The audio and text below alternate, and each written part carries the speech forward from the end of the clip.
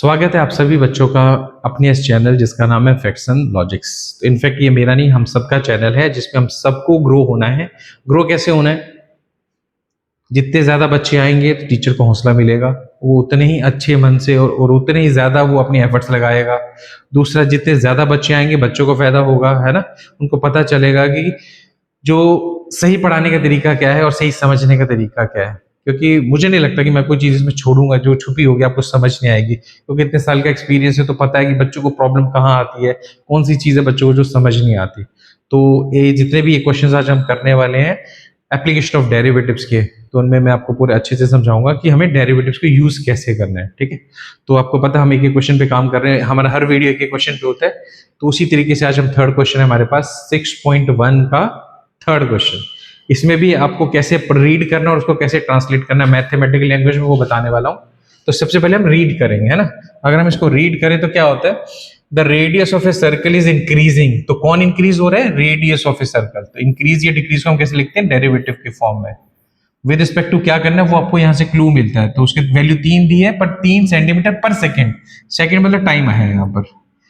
तो D R by D T increase हो रहा है। इंक्रीज मतलब प्लस में ही लेना, नेगेटिव साइन नहीं डालना आपने। तो वो कितना है? 3 सेंटीमीटर पर सेकेंड आ गया आपका। फिर क्या कहता है वो? Find the rate at which area of the circle increasing. तो क्वेश्चन है कि एरिया किस रेट के हिसाब से इंक्रीज होता है, ये बताइए हमें।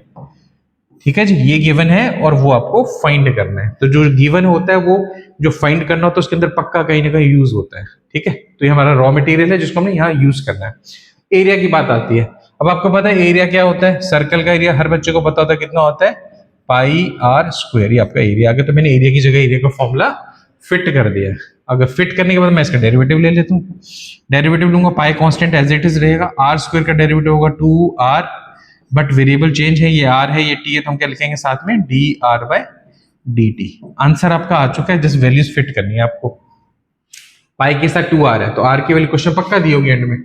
पढ़ लेते हैं, पढ़ते पढ़ते पहुंच गए when the radius is 10 centimetre. तो r की वैल्यू कितनी दी हुई है? 10 सेंटीमीटर।